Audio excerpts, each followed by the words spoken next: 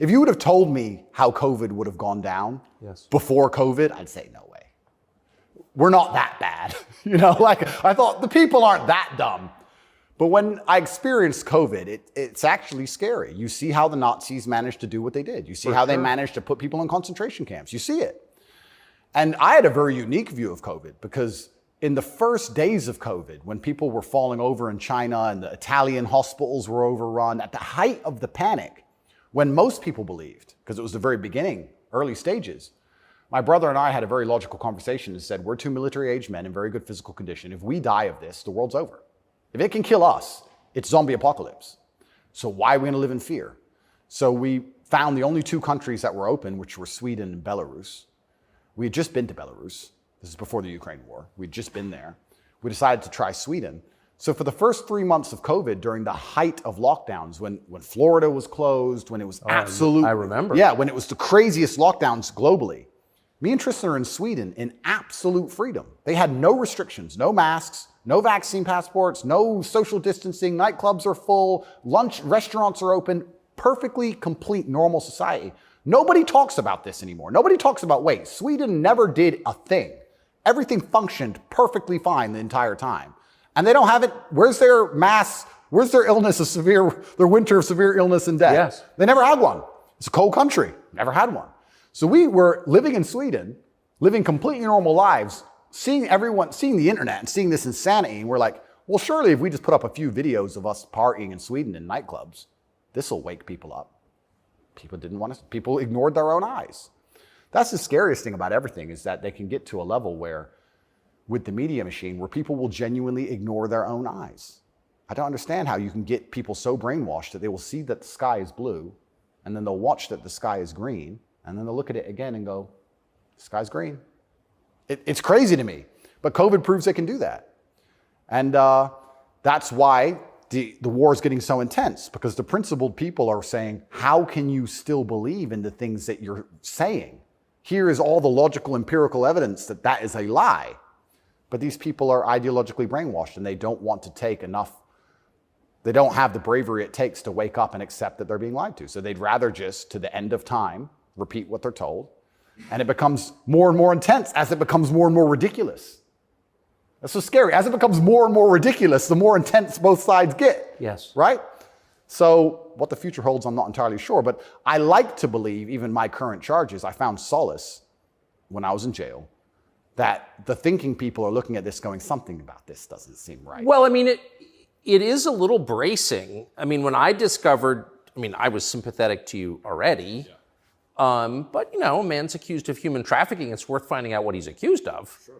And when I discovered that there was no actual human trafficking charge, that's not actually human trafficking. I don't care what you call it. Yep. You weren't buying it, even accused of buying and selling anyone.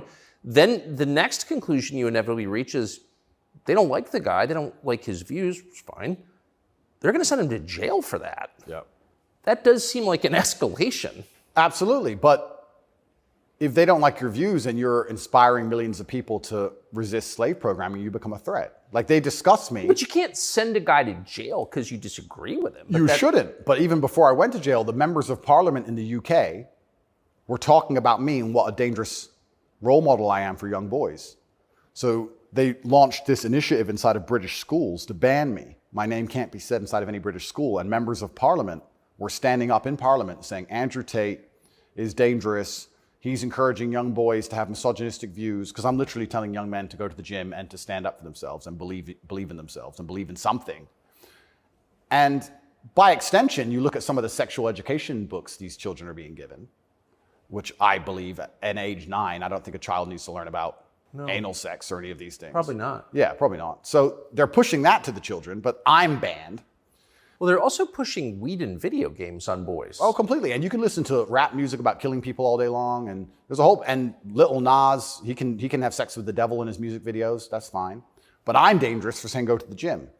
And once I realized what was scary to me is, I said this to my brother. I said, once the parliament's discussing you, you're basically considered a national security threat at this point. You're a threat to national security at that level. And then all bets are off. Right? What about the UK? So the UK has become more authoritarian than anywhere in the Persian Gulf. Correct. How did that happen? Yeah, and it's, like I said, it's very interesting because people still, the people in Camp B who don't think, a lot of them believe that the law is fair. I've had people say to me, oh yeah, what they're doing to you is garbage. Well, you need a lawyer. So yeah, I do need a lawyer, and I do have a lawyer. Thank you.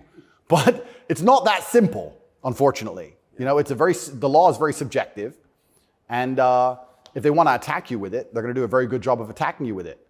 And that's what the UK does. The UK have these laws which are extremely subjective, and they can use it as a weapon to basically silence anyone they decide, But or why? hurt anyone they decide. England is the birthplace of free speech, of habeas corpus, of kind of framework of liberal democracy that we thought we believed in. Yep. And now it's a country where people are arrested for praying. Well, what happened? Good question. And there's a saying that I heard, and I don't know who said it, but he said that a sick country adopts laws like a dying man will try medicine. And I think that the UK is failing in real time.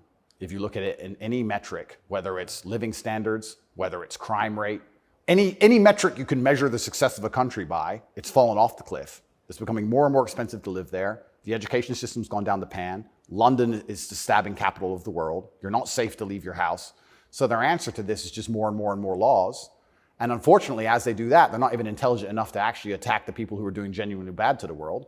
They just make more and more authoritarian laws, and they end up using them to attack the people that the government doesn't like. And I ended up being one of them. And I think Europe in general has problems. If you look at France as we speak, I think it's on fire, isn't it? Most of it? It is. Yeah. So they have issues, and their answer, what's a government's solution to anything?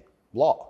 What can a government do? No matter what. But they're not laws that are aimed at fixing the problem that's right in front of them. They're laws aimed at fixing the person who's talking about the problems. So why don't you get rid of the guy who tells everybody? Isn't that easier? Tucker? Why fix any of this? If we just shut him up, they won't know. No, but that's like responding to a heat wave by breaking your thermometer. Completely right. That's the plan. It's insane. Plan one is to break the thermometer. We might deal with the heat wave a bit later. But get air conditioning. No, let's break the thermometer. For now, there's too many people talking about the heat wave. So let's just break that. And then later on, maybe when we have time, we'll do something about the actual issue.